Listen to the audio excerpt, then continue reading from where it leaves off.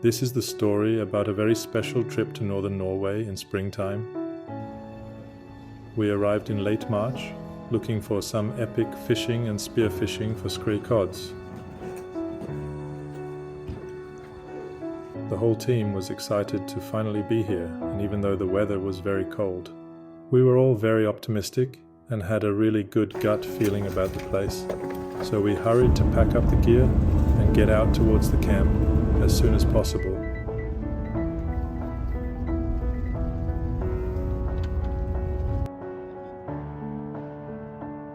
As soon as we arrived at the camp, it became clear that we had once again come to the right place, a place where dreams come true. Surrounded by the most beautiful mountains lies this fantastic fishing camp, where big fish await those who are patient, persistent, skilled, and of course also lucky enough to come face to face with the fish of their dreams. Hello guys, we're back. And what a beautiful evening. Wow.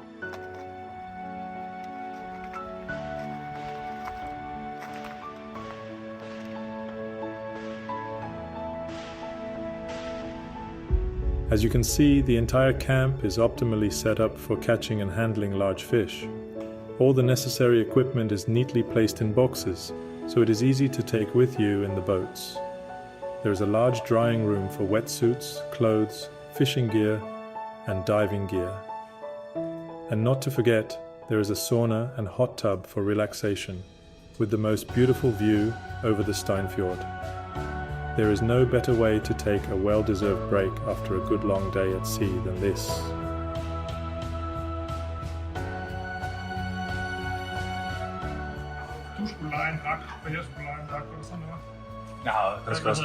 Planning the last details, delicious dinner in the camp restaurant, Yes, thank you. unpacking equipment, and then we are ready for the adventures that await us.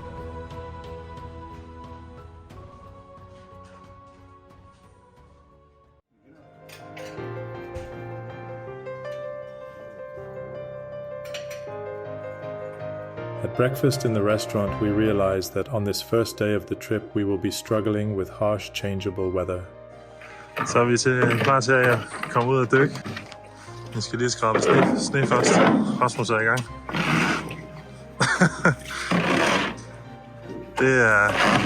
det er nyt, at vi skal klare at gøre båden med sneskrabning først. det har vi ikke prøvet før. Det er godt, at vi har en Sirius-patruljemand med.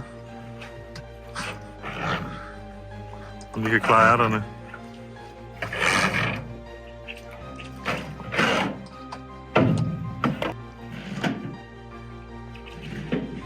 er en flot dag. En kold dag.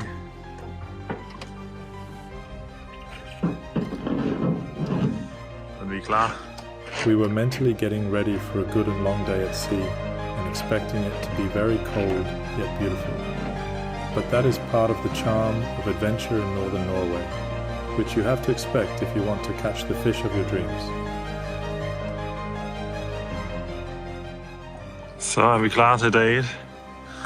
Der er lidt sne derude i forgrunden, og i baggrunden er der sol. Det skal nok blive spændende. Nå, vi var lige i gang med at pakke de sidste grej. Så kom der lige en snestorm forbi. Så vi venter lige med at tage udbåden til det her snevejr. Det er væk. Tingene ændrer sig hurtigt her i Norge. Så vi kan ikke rigtig se, hvor vi skal hen lige pt. Så vi venter lige.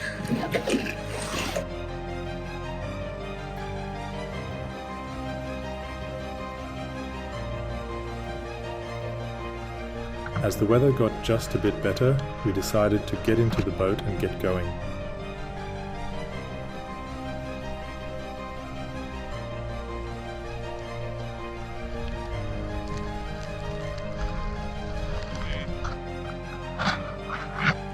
Soon we found the fish and got straight into getting to know their behavior in this local area.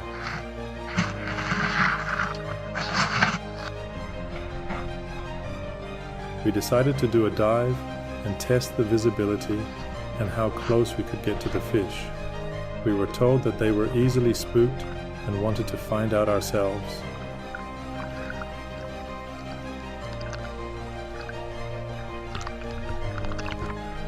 The water was really cold, 3 degrees Celsius, and unfortunately the visibility was not as good as usual and much worse than expected.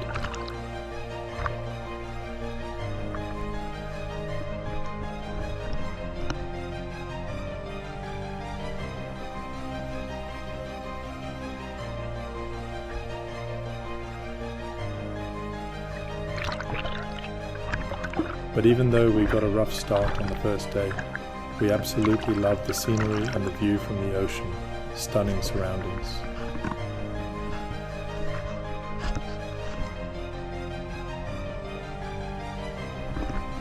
We tried our best and put in the effort, even though we couldn't get close to the fish.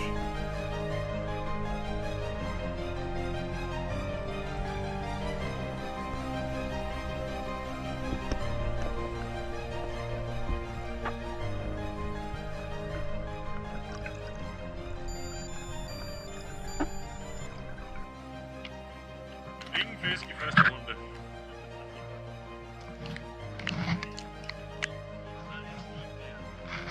Ja, vi skal bare være klar, når de er der. Helt klart. Enig. Ja, nu klarer det lidt op. Det er meget lækkert. Nej, jeg skal lige tage på igen. Jeg tager et døgerunde på. Så er det nok. Det er højt nok.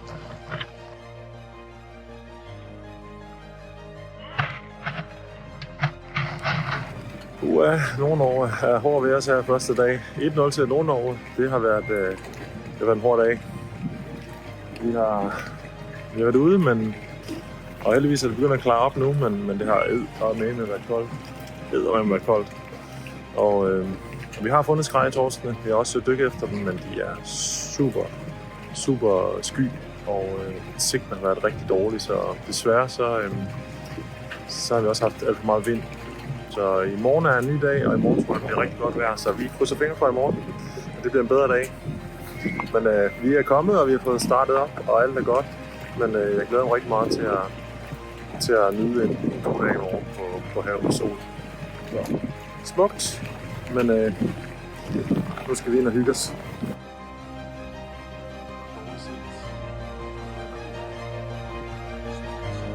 As the sun was setting and we had some delicious food in the restaurant, we got the most epic ending to the day with one of the many wonders of northern Norway, Aurora Borealis, the Northern Lights.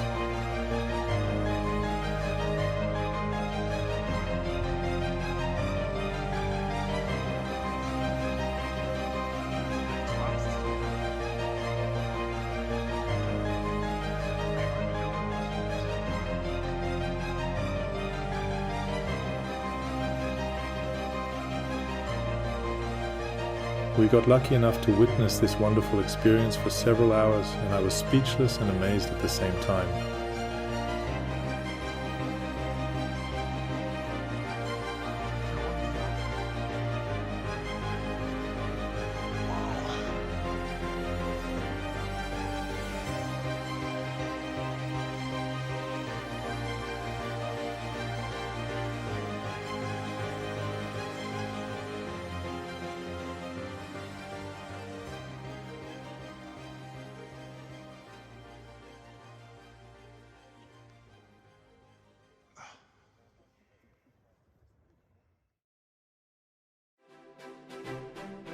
The very next day we got up early, and to our surprise we were met by the most beautiful morning light.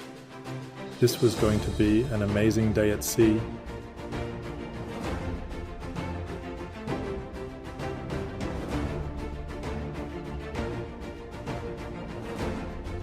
As you can see, the camp is located in a very beautiful fjord, sheltered from the wind by stunning mountains.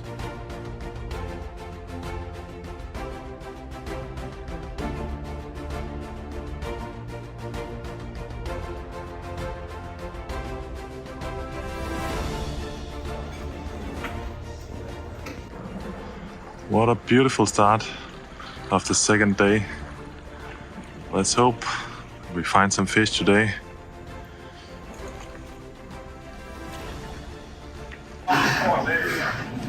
Okay. Heading out, the expectations were high and everyone was getting pumped up and ready to go.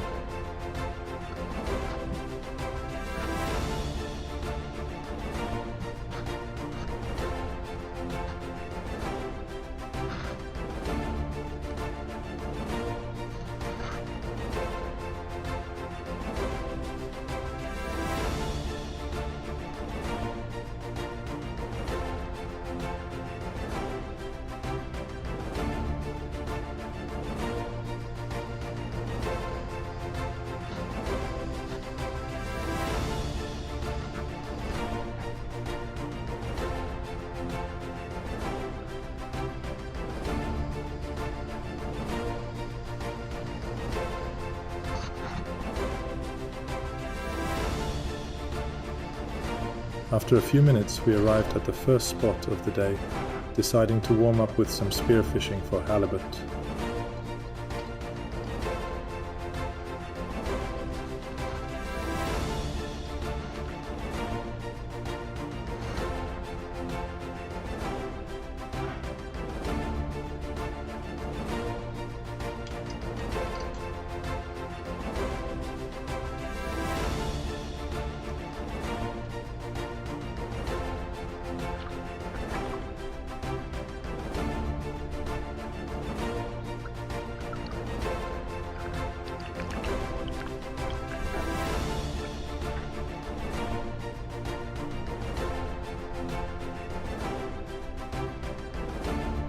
The conditions were much better on this day and the area looked very promising for some big flatfish.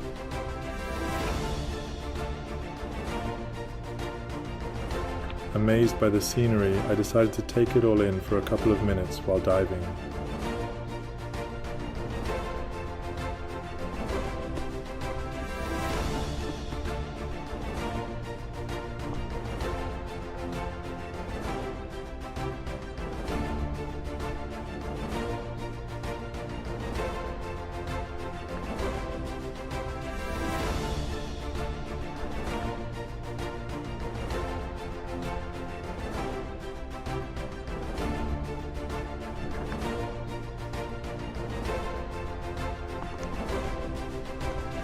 When the water is this cold, the diving gets harder and bottom time gets shorter, so you have to do many short dives to find the fish.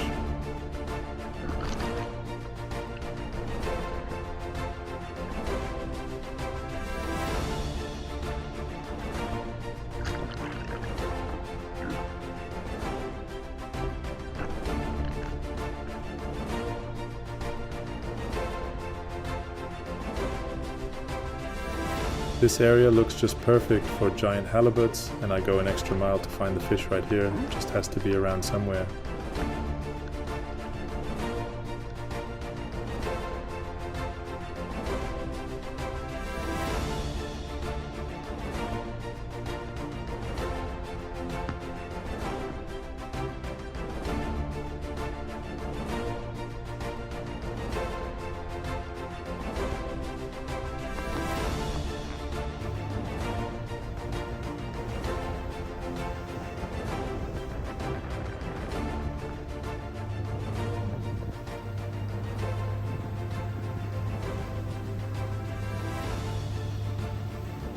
We decided to take a break from the diving to get warm again and found a shoal of Skrei cods while fishing with rod and reel.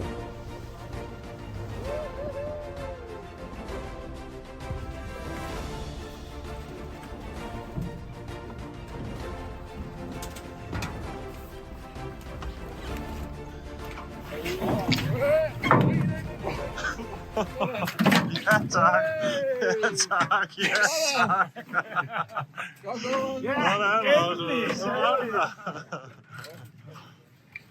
Hvad satan, mand? Fantastisk første tors på turen, yes. 2 sekunder, så.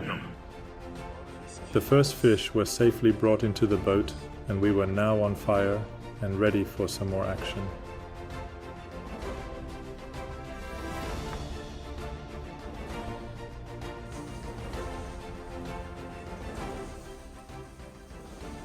Some beautiful fillets were made and ready for the freezer. A great day coming to an end, and what a fantastic day.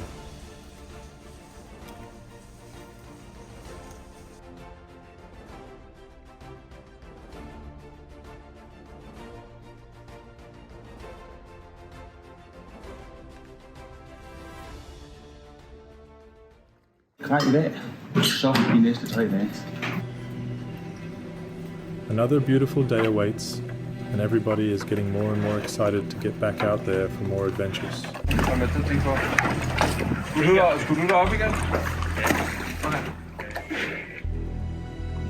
Even though the sun was shining, the temperature was very low and it was freezing cold. But we were on a mission and wanted to get the fish of our lifetimes.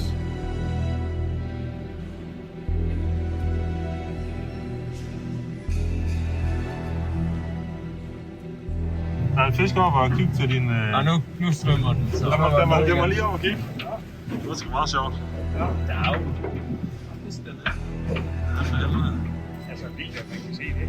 Ja, du kan se, at den kommer op sådan en linje, der kommer op. Fordi du har haft din nu efter den stod i Holland, så din har hele tiden ligget i vandtangen, så kan du se, kommer der en stime med. Her, så du ser, der kommer sådan en op. Stimen den står på 30. Men jeg tror stadigvæk, du har en op omkring dig. Prøv ikke så meget, jeg tror du prøver sådan lidt mindre takt. Ja. Ja, det er perfekt. Godt, Uffe. Ej, hopper den af. Bare i gang igen. Der er sæt mange.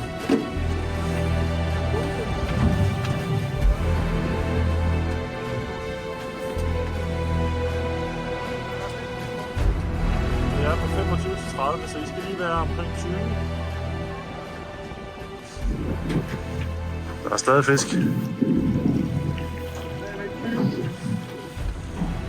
Ja, der er nogen på 20. Der er nogen på 20, der er også nogen på 30. Det æbber lidt ud her, men de er her stadig.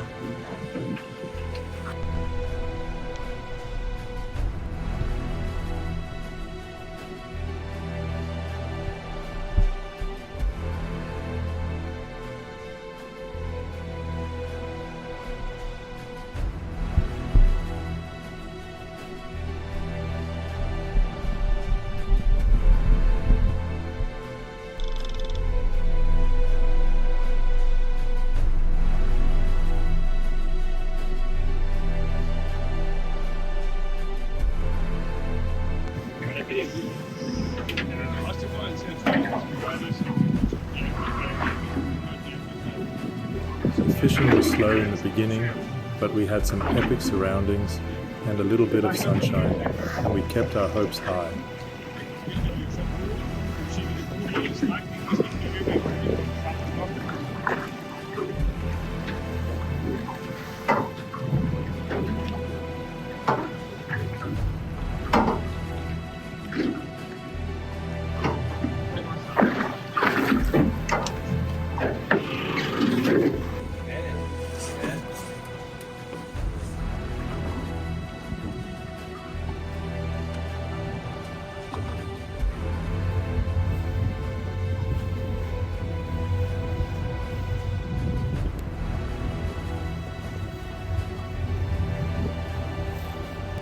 Looking for Skrei cards using the sounder can be very challenging, but when you know where to look and you find them, the fishing can be amazing.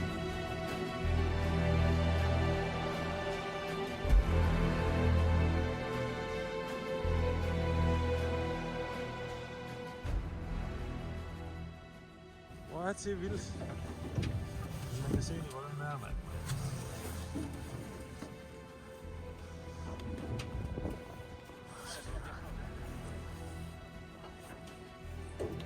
Er du gaf, Kroos, mand? Ej! Den nåede lige at slå rundt om sig selv, så rammer den lige.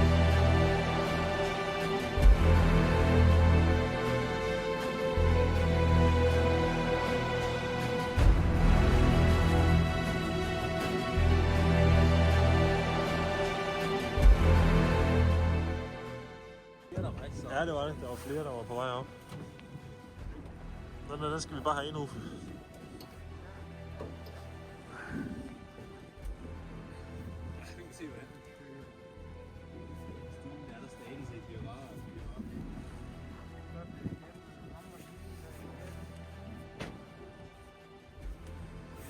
Ja.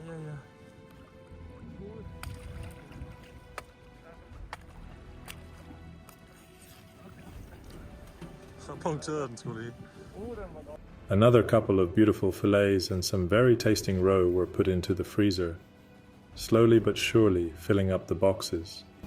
Han viste mig den pose der med rågen i. Ja. Med 2 kilo rågen fra.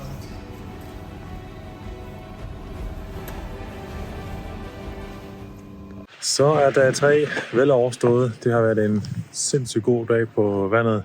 Det startede rigtig bøvlet og svært. Vi havde sne i morges og rigtig meget vind, som kom lige her fra nord og ind i fjorden, så det var tough. Men sluttede, som I kan se, rigtig lækkert med solskin, og vi har fået nogle gode fisk i båden. Vi har knækket koden, tror jeg, til hvordan vi skal gribe fiskeriet an med harpun. Men vi har fisket med stang i dag, og det er gået rigtig fint. Så vi har fundet ud af, hvor fiskene står, og hvordan vi kan komme til dem, og hvordan vi skræmmer dem. Det kan man nemlig rigtig nemt. Så i morgen, der skal vi ud med harpunen, og vi har lagt en rigtig god plan. Vi krydser fingre for, at det går godt, og at vi får hul på det her harpunfiskeri efter Skrei. Vi har i hvert fald lagt en plan, og det indebærer noget med en flasher, og det indebærer noget med at bruge nogle metoder ned fra de varme lande. Så lad os håbe og tro på, at det kan lade sig gøre. Der er ikke nogen, der har fanget en Skrei-torsk på harpun før, så forhåbentlig bliver vi de første. Det kunne være helt eminent, så følg med i morgen, og så tager vi den derfra. Så vi tager af her fra smukke Nord-Norge. Det bliver ikke meget flottere end det her.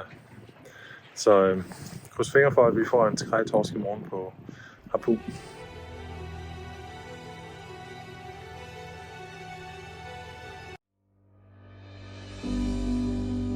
Day 4 was yet another very stunningly beautiful morning, and the whole team was getting ready to get into the boat and make the most of it on this day. Starting at one of our favorite spots for Atlantic halibut, this day just felt like something special.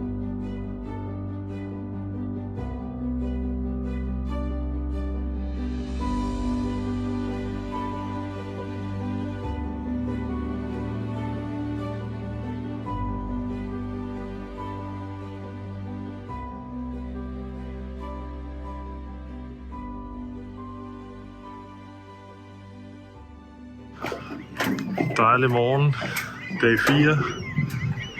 Så er det tid til at fange nogle skrei. Man ved, det er koldt i vandet, når der er grødis i havnen.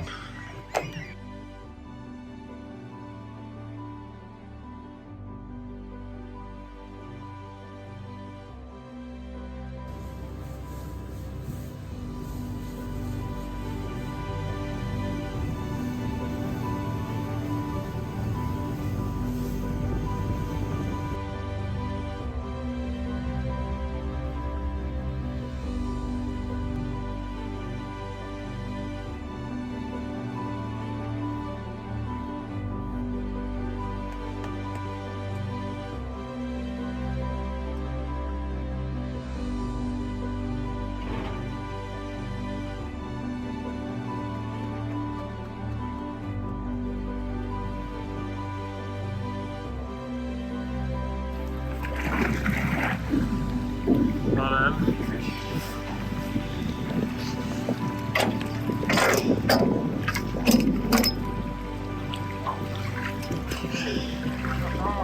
Hvad er bøjen? Og det der bøje, der er der bare giver det. Så er drengene kommet i vandet. Kigger efter helflynder. Vandet er super koldt. 3 grader. Og Som man kan se i baggrunden, så er der isfjeldet deroppe. Sigten er desværre ikke med os. Der er 10 meter her i bryggen, og vi kan ikke se bunden tydeligt. Det er helt mærkeligt. Så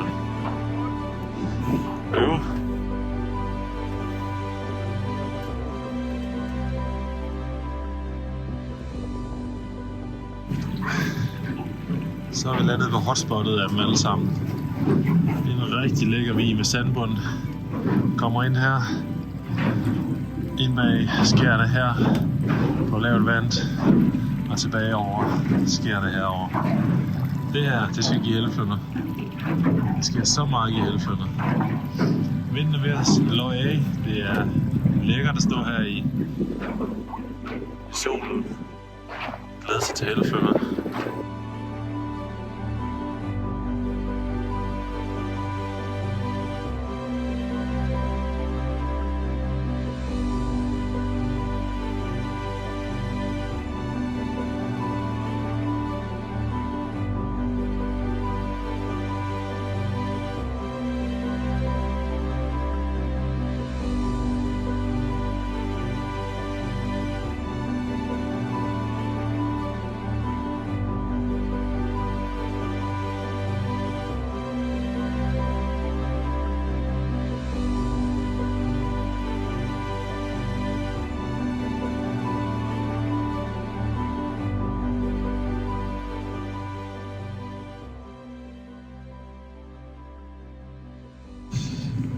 Og så krydser vi fingre, hvis man kan det, her på en frosne hånd.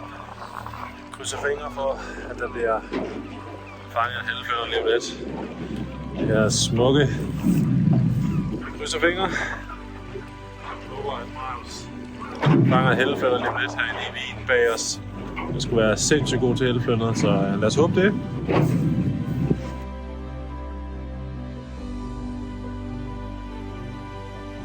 The boys were putting in a lot of hard work to find the notorious Atlantic halibut, and we all knew that to succeed, we needed to go all in.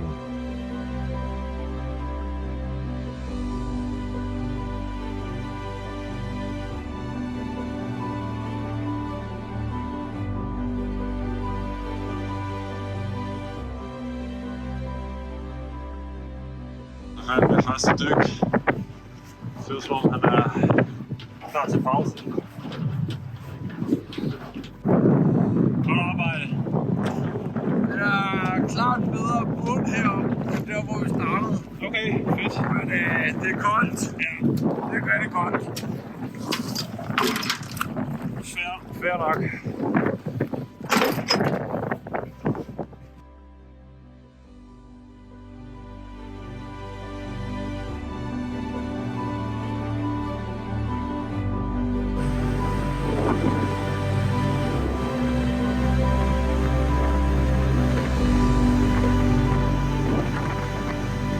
After a very long day at sea, we decided to head back home, and little did we know what was in store for us this evening and throughout the days to come.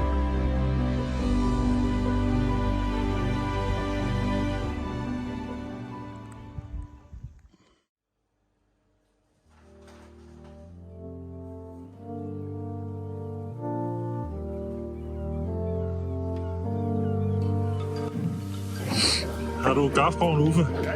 Nå, det er godt. Du er klar. Det kan også være en lange, måske. Den er bare fået dykkersyg nu. Nu kommer den med opad. Lange, du. Ej, det var fedt, mand. Og så har bare ramt den godt. Nu er den ikke. Den sidder sæt ikke godt med krogen. Ja. Den er god.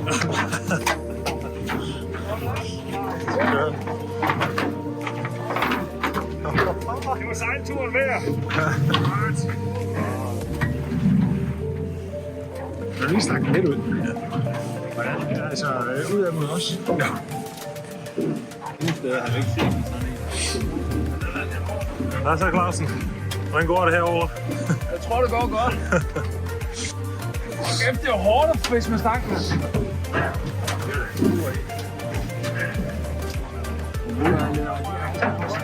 Uffe, kan du lige træde et skridt bagud, så vi lige kan filme den anden vej derovre? Så kan vi lige filme Clausen. Hvor var varmen, var Claus? Den er kæmpe. Den er kæmpe.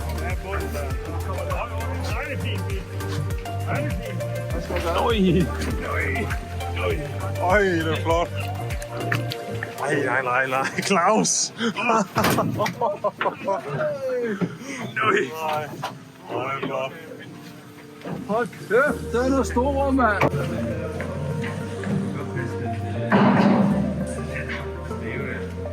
Nej, det er ikke rigtigt. Nico. Det er flot fisk. Ikke nogen mester til det her, men... Det ser fint ud. Det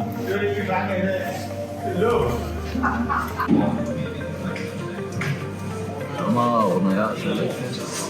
Det er bare ikke.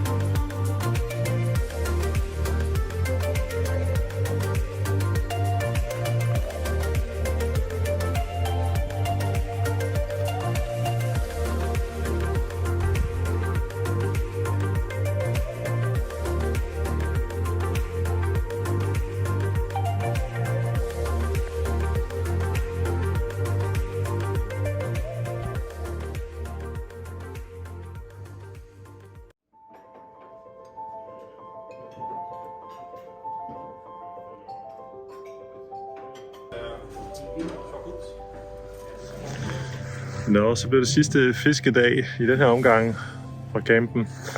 Og vejret er fantastisk. Vi skal derud en tur med, som I kan se, god dragt på. Vi skal ud og fange nogle store skrejtorsk på stang ude på 60 meter vand, tror jeg det er. Så vi krydser fingre for en rigtig god fangst her, en god finale, om man vil. Vejret det er jo helt fantastisk, som man kan se. Det er sindssygt smukt. Og der har vi vores vildvangsbad, som vi skal bruge lidt senere, når vi kommer ind fra en lang og god tur på havet. Men det derude, det bliver næste eventyr, så følg med, og så håber vi rigtig meget på, at vi fanger nogle lækre skrejtorsk.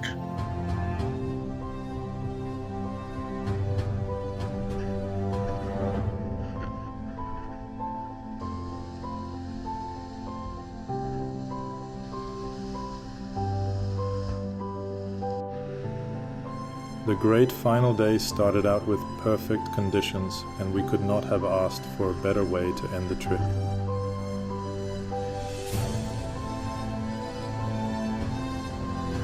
Absolutely perfect weather, and everyone was excited to go further out than the day before and to go for some divine fishing for Skrei cods. Det vil også være en fin bonus.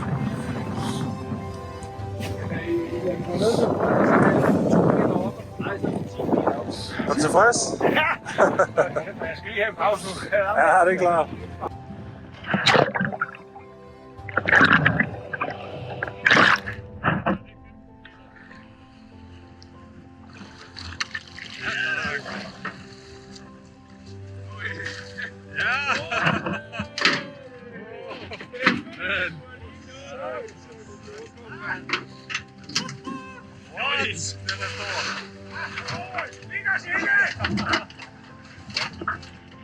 Og så står den hoved, den der. Vi skal lige have den op, Maja. Vi skal lige have den op og holde. Ja, nu skal du til det hårde. Ja. Det er fotografi. Skal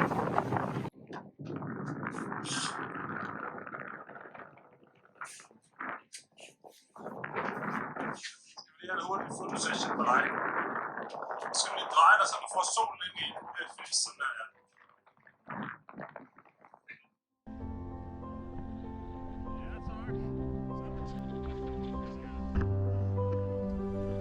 Everyone was getting some really nice fish and enjoying this amazing final day of the trip, so the whole team was absolutely happy.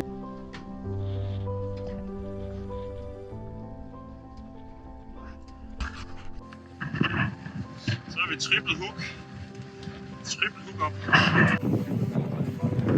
Sikkert nogle fisk. Tillykke.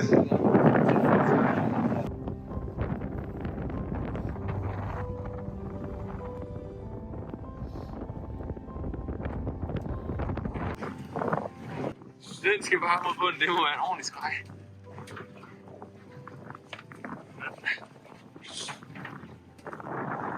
Helle bandit.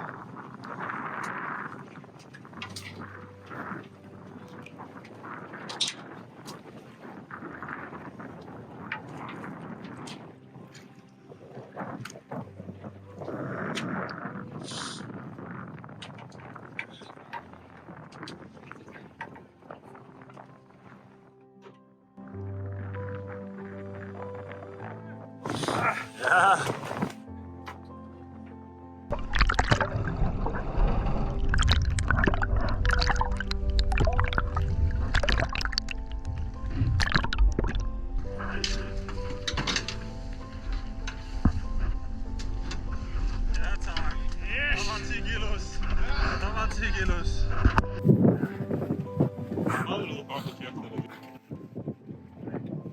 And just as we were considering heading back home, something extraordinary happened. Rasmus hooked a very big fish. Og så er der fisk her også.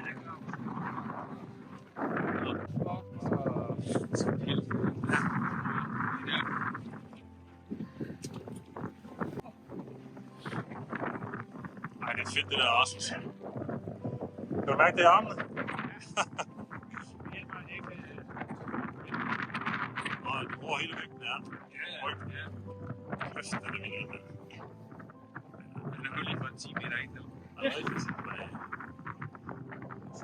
er tung, den er virkelig tung. Spørgsmålet er, om det er en held med. Jeg kan godt tro det, var. Fordi når den begynder at være sådan der. Ja.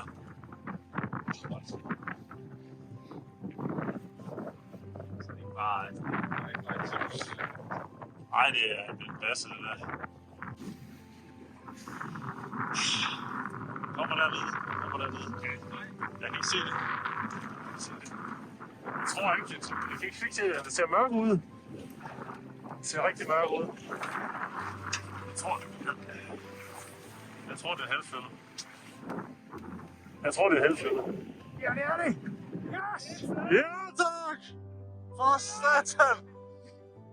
Den er fin, den er så fin. Du skal ikke holde op noget af. Har vi en krog, Marius?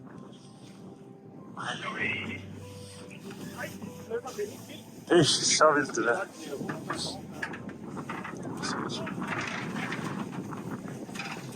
Vi må ikke...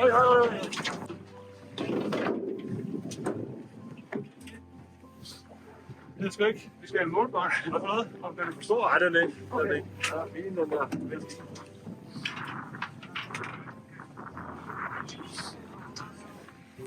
Nu er vi nok sammen. Ja. Det er helt smart, det der var en hjem til.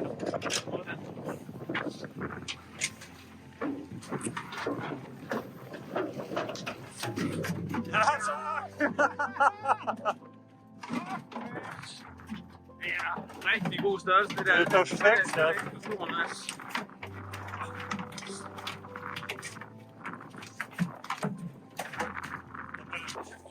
Ja, men altså, prøv lige at beskrive den følelse der.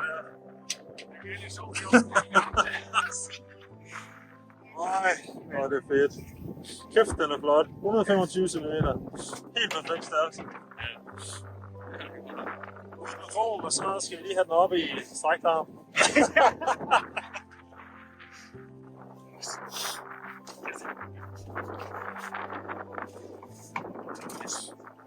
skal vi lige have den.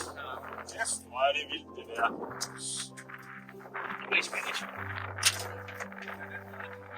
Skrei på Italien, sådan der. Vi rev ikke, så kan jeg bare ligne. Og så fuldstændig som Marius sagde, så bare lad den ikke rykke. Og så når man lige kan mærke den op, og så lige give en ryg. Ja. Fedt, mand.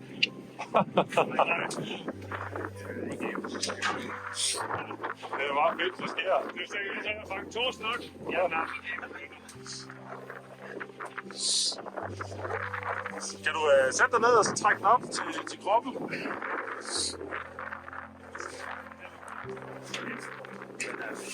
var den første kvej.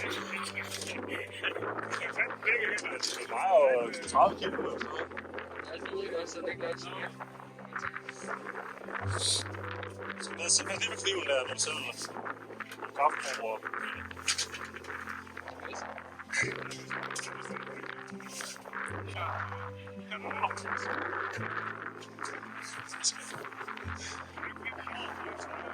Ja, derovre også. Kan du tage fat i halen, ja? Ja, du må da ikke tabe den. Ja.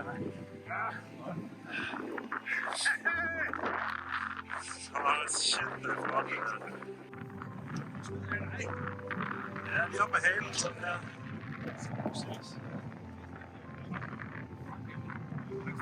Kæft, det er flot. Prøv lige tør din fisk ud, for den er helt fyldt på. Yes.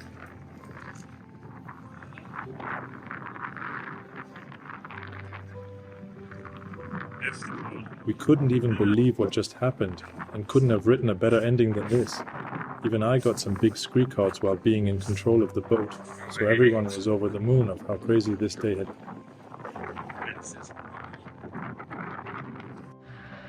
Heading back home, the weather was getting more and more rough, but we were excited and chatting about this adventure all the way back. We ended up making fillets all night long and filling up the boxes, making delicious food for many months to come. This was the perfect ending to a wonderful trip with good friends and big adventures. Thank you for watching.